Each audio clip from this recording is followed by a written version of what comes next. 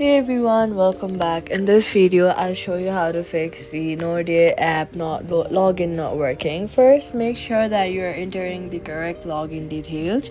Double check your user ID, password, or selected login method.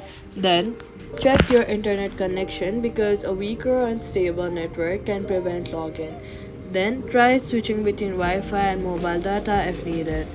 Next, close the app, swipe up from the bottom of your screen, look for the app, swipe it away, closing it completely, wait for a few hours and reopen it.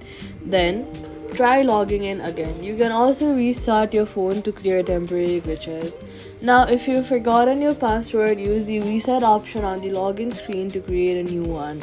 Also, head over to your App Store or your Play Store, search for Node and make sure that the app is updated to the latest version, as outdated apps can cause login problems. If login still fails, it may be a temporary system issue, so wait a few minutes and try again. That's how you fix the Nordea login not working. Subscribe for more easy tutorials.